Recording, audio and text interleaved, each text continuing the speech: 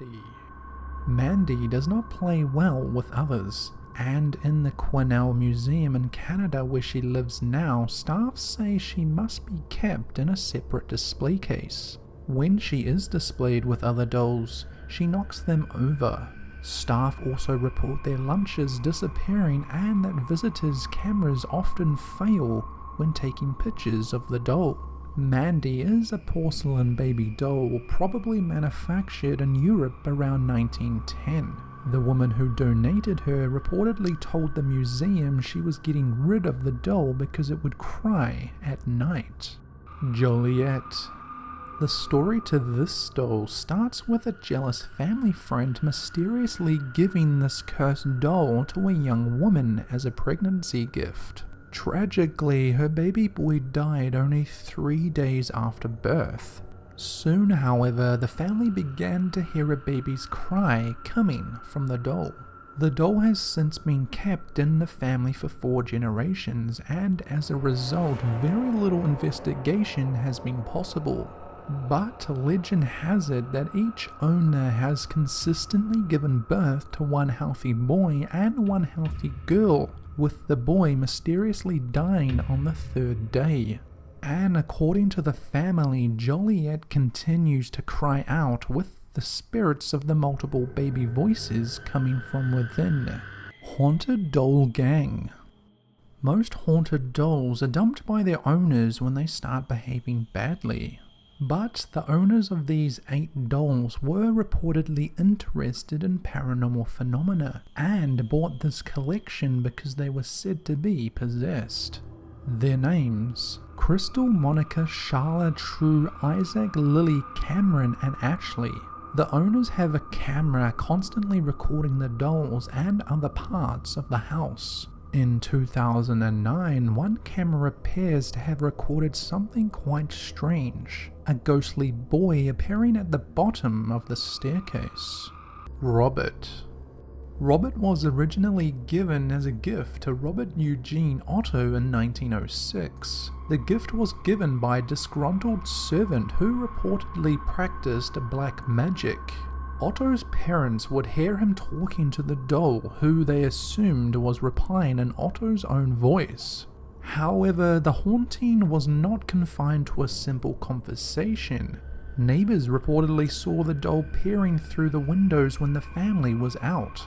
The doll was also seen to blink and change expression from time to time. At night, Otto would cry out, prompting his parents to see what was wrong. They would enter the room to the image of their son petrified, surrounded by turned furniture. Otto was adamant that Robert had done it all. After enduring 20 years of Robert's antics, the doll was donated to a museum in Key West, Florida, where it resides locked in a case to this day. Letter. Letter is supposedly an ancient Eastern European gypsy doll. At least 200 years old, it was discovered under an abandoned house in New South Wales, Australia. Owner Kerry Walton has gone on the record many times admitting the terrifying consequences of finding such a doll. Objects move, items fall off the walls, and in its presence, people and animals alike tend to freak out. In early attempts to sell the doll, he would probably suddenly feel utterly incapable of following through. Letter, short for Let Me Out, is also known for its head full of human hair, for causing rain whenever it's taken outside, and for readjusting its seating position all by itself. Peggy. On the surface, she looks like your average doll with your standard issue glassy blue eyes and cute Doris Day bob.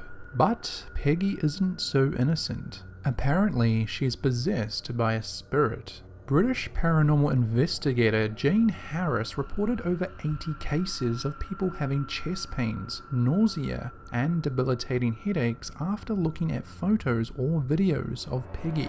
The 4 different psychic mediums who have studied Peggy all say that she is restless, frustrated, and previously persecuted, possibly with ties to the Holocaust. Haunted Elmo. One of the most popular toys on the market for young children, there is nothing menacing about this furry red puppet. That is, until 2008 when the Bowman family bought an Elmo Knows Your Name doll for their 2-year-old son, James. The model of this Elmo recites personalized messages and the name of its owner. This model seemed to be defective, though the reasoning is unclear.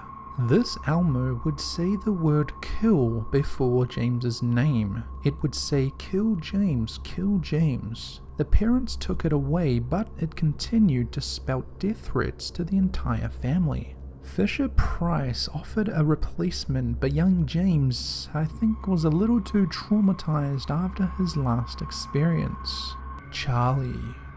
Charlie was first discovered in an attic of an old Victorian home in upstate New York in 1968. Charlie was locked away inside a trunk with newspapers dating back to the 1930s and a yellowed piece of paper that had the Lord's Prayer written on it. The family placed the figurine on display with their other dolls and toys. Soon, however, Charlie seemed to move on its own, swapping places with the other toys. Not long thereafter, the family's youngest daughter claimed that Charlie spoke to her in the middle of the night. The parents dismissed the claim, chalking it up to their daughter's overactive imagination. But the little girl and her siblings were still terrified of Charlie and they refused to go near it. When mysterious scratches appeared on the little girl's body, the family decided to lock Charlie back up in the attic trunk. Okiku. The story of a haunted doll takes many forms, but the most popular in Japan is that of Okiku, a doll which resides at a temple in Hokkaido.